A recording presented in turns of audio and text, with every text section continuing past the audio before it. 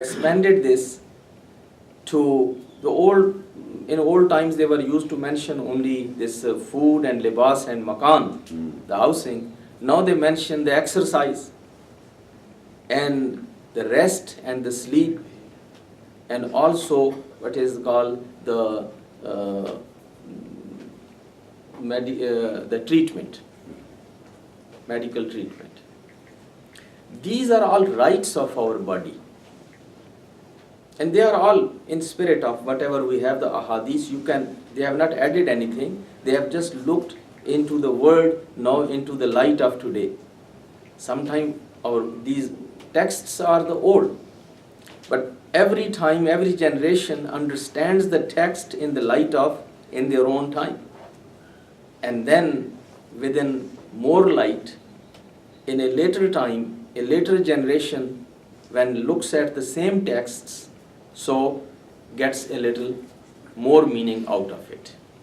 And this is what they have added, the exercise and the treatment and the rest and the what you call sleep. Now these are our bodily needs. All of us, we need to make sure that our body needs food, needs good libas, needs a good place to live, and also exercise, treatment, rest, and the sleep. If we don't get enough rest, if we don't get enough sleep, even our mind will not work. The memory loss and so many other issues. People start fighting with one another. They just can't maintain the patience because they are restless. They didn't get enough sleep. You see that doing accidents and so many other issues and problems just because they are sleep deprived. And if we don't get enough sleep at night, then many times our fajr, we cannot make it. Many people, it happens with them, unfortunately. The best prayer, which is the fajr prayer, to begin your day in the name of Allah.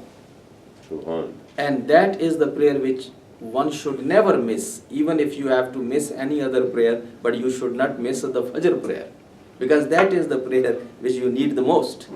You are beginning your day with that prayer. And what happens with most of people, because of this so-called modern lifestyle, because they were up until 12 o'clock and 1 o'clock and 2 o'clock, watching movies and surfing on internets and just chatting with friends, and doing all those kind of things which could be avoided, then finally what is the loss? That now they don't have strength to get up for the morning prayer. Forget about Salatul Layl and Namaz-e-Shab and Tahajjud and all that. Even the morning prayer is missed. So reason? Because of the sleep.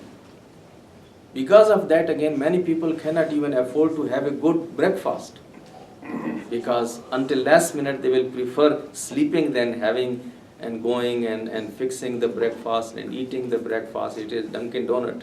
It's just just go and grab a cup of coffee from somewhere and just go to the work.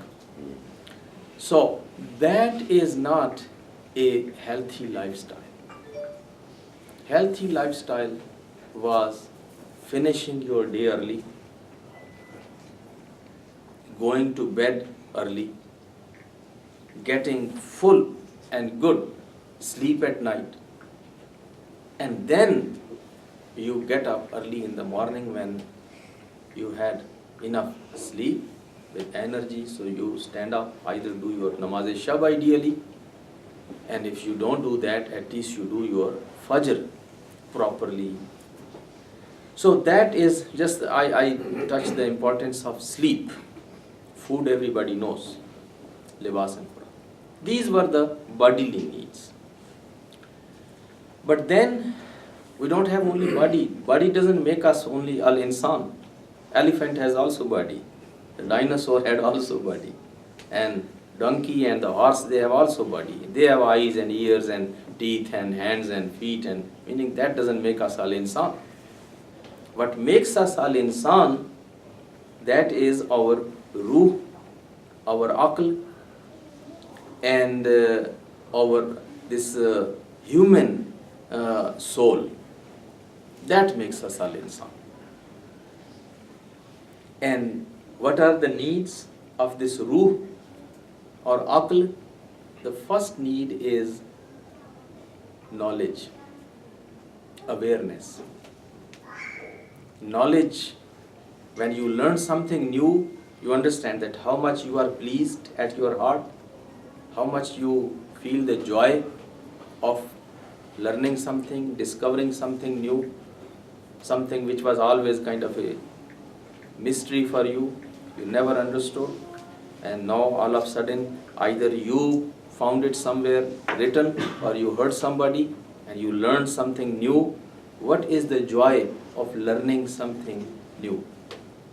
Everybody knows that. And that is why it is highly recommended to be a reader, reading the books. If we are not regular readers and if we don't regularly read the new books and we don't come across with new ideas, some new discoveries, so after some time, one aspect of our aql kind of sleeps and becomes kind of lazy.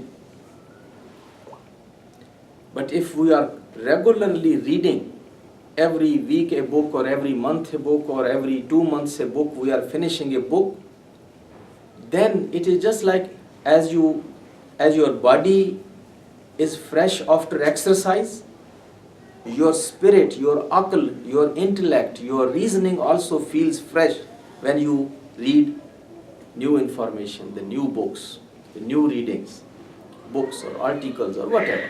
So knowledge, al-ilm, awareness is a food for our intellect and for our ruh. Otherwise the intellect and the ruh feels kind of fatigued, fainted. After ilm comes tazkiyah. Tazkiyah is purification. Meaning we, just as we work in our garden, we go there and we see this is what I want and this is just weeds and I had not planted here but they are self-grown and they are not good and I don't want to see them in my garden, so what we do, we take them out. This is called tazkiyah. So we look at ourselves and we see our strengths and our weaknesses. Where I am good, where I am strong, where I am weak. What are my weaknesses? Where I am vulnerable. And knowing that, then I need to identify those weaknesses, deficiencies, and then working on those and kind of eliminating those bad habits, those weaknesses. This is called tazkiyah. And that is very important. Again, be your own judge and be hard on yourself. Opposite to this, what the psychologist here will tell you, that you can always make a justification of your behavior, never be harsh on you or never be hard on you. You are not only the one who does it, monkey also does it. You are not the only one who does that. The animals also have this behavior. We belong to animal kingdom. So that is one way of looking at things. Whatever you do should justify. I'm not the only one, everybody does it. He does it, she does it. So always justify. And if you don't find any human being, then find some animals. And say, because those animals do it, I do it because we are cousins. So we are still, meaning it's not a bad thing. But Islamic science of akhlaq tells you to be harsh and hard on yourself and be very soft and understanding with others. It's a totally different approach. When it comes with others, with your spouse, with your children, with your co-workers, with your neighbors, with your friends, with other people, be as soft and as understanding as possible. But when it comes to yourself, then be as harsh and as hard as possible. Which normally is, the opposite. So what we need to do is look at ourselves and have a very good understanding of ourselves. This is the best of sciences. This is the best of the knowledge. Man arafa nafsahu faqad arafa rabbahu. That's the hadith of Prophet narrated by Amirul Mu'mineen Ali ibn Abi Talib alayhi salam.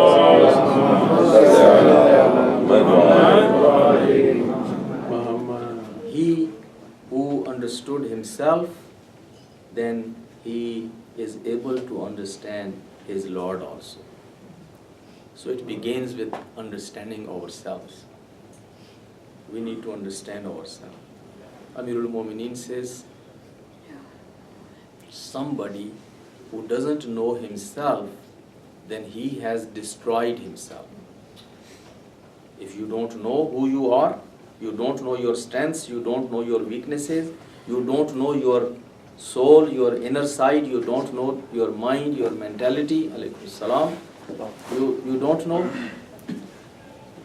Just sometime if you take some of those tests of personality tests by these psychologists or by these different other areas of life, you will see that you will be puzzled on every other question when you don't know exactly about yourself, even what you like or what you don't like, or where you stand and who you are.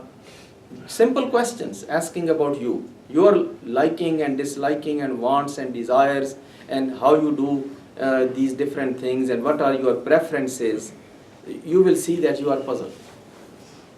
The reason we know very little even about ourselves. We know very little about ourselves. And then particularly when it comes to, Amirul Mu'mineen says that anybody who doesn't know himself, he destroys himself. You need to know what you have and what you don't have. You need to know what good you have and what bad you have. So increase the good and get rid of that bad stuff which you have. It is, as we say, working in garden. Keep the good plants, but get rid of weeds. So one need to know how many weeds I got.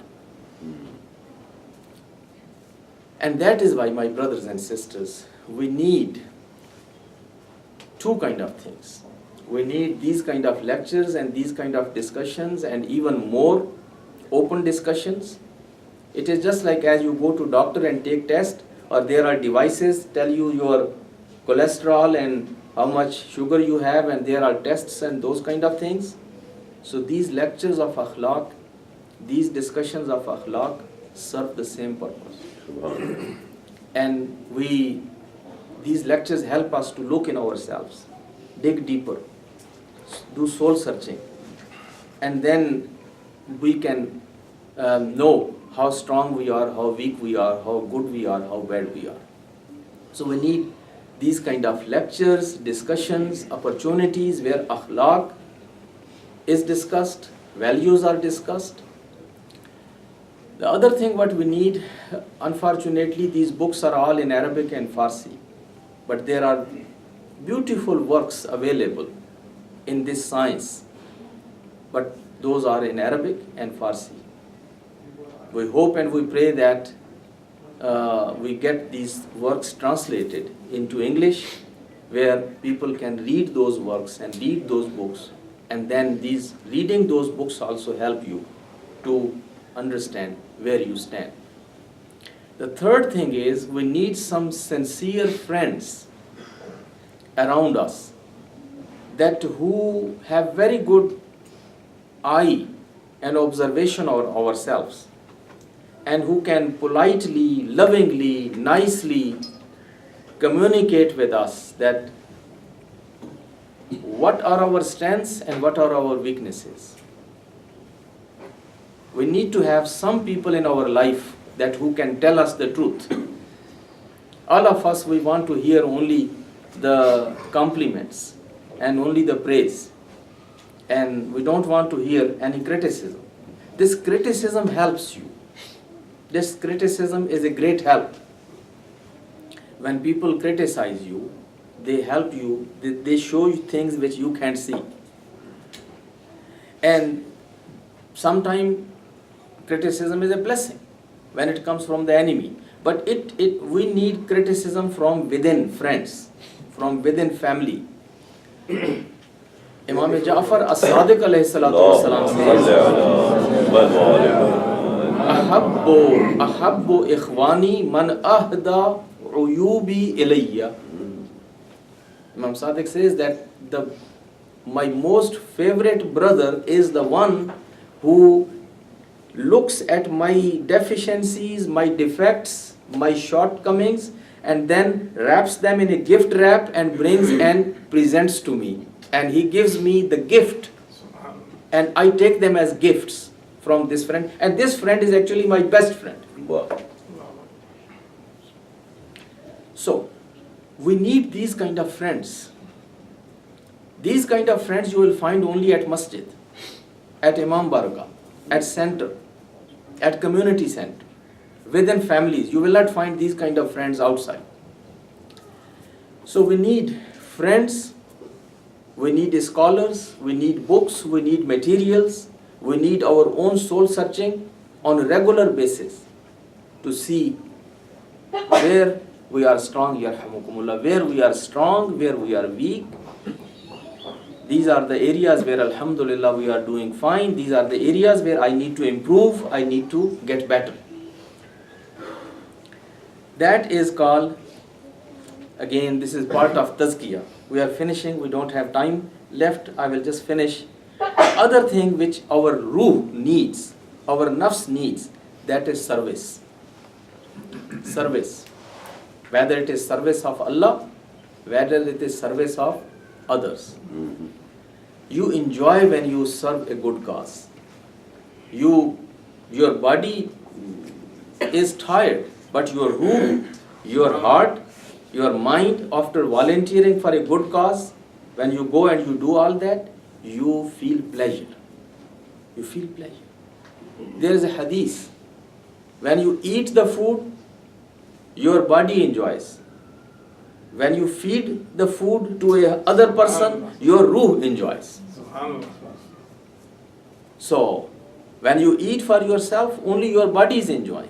But when you serve the food to others, friends and family and other people, now this is the time when you have the pleasure of your ruh. Your nafs, your aql, your ruh feels good. You enjoy that. So that is service. Service keeps our soul and our heart and our aql and our intellect fresh.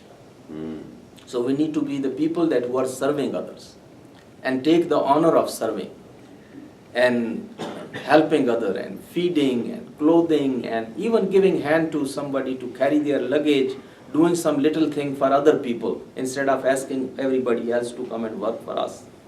Service. Last thing, makarimul akhlaq. We will talk in detail later. Those makarimul akhlaq are the life of our ruh and our nafs and our aql and our intellect. Love. Love is very important. We need to have this love too much in our heart. We should be loving things around us. There are so many things to love. Allah subhanahu wa ta'ala, Ahlul Bayt, prophets, our parents, our families, spouses, children, relatives, humanity. There are so many things. Imam Sadiq says, Halid deen illa al-hub. Somebody asked Mawla, is love also allowed in Islam? He thought that taqwa is just being always frowned and always meaning kind of being mad with others is taqwa. Imam Sadiq answers him, Halid deen illa al-hub. Is deen anything else other than love? Subhanallah, Subhanallah. Actually, love is the other name of deen.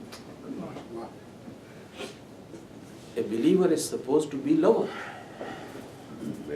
That you love these things around you. Don't withdraw yourself.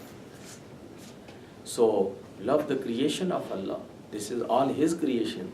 Love the creatures of Allah. They are your fellow creatures. They are all the creatures of Allah. Environment, the greenery, the scenery, the plants, the gardens, the fish, the animals, the pets, other than the families, and the neighbors and the friends, and all this love. So positive energy. And then is company with the like-minded people and good people. That is also very much important. To have good company, to have good companions, to have good friends. Anbiya and A'imma alayhimu salatu wassalam always had plenty of those, and they encouraged. There is no life if you don't have friends, if you don't have company. But this company and companions and friends should be a good one and of the same values. And there are a few things which I was not able to mention today. I will inshallah carry on discussion tomorrow, but I want to finish this with one hadith of Amirul Mu'mineen Ali ibn Abi Talib alayhi salatu wasalam. Beautiful hadith, which Imam puts actually the whole ocean in that one little small part. He says, La tatlubanna ta'ata ghayrik wa ta'atu nafsika alayhi mumtani'a. He says, don't expect the obedience from others when even your own self is not obeying yourself. When your heart cannot obey your aql,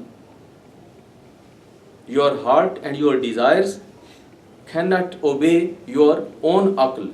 You made so many plans, you made resolutions, you know so many things, you have set so many priorities in your life, you know what is good and what is bad, and you can't even take care of that for yourself. When it comes to yourself, you don't follow your own advice, you don't follow your own word, you don't follow your own self, and then you are expecting others to follow you. So if they don't follow you, that's not a big problem. First you follow yourself and then ask others to follow. Thank you very much, and we are ready for Masjid al-Fatiha.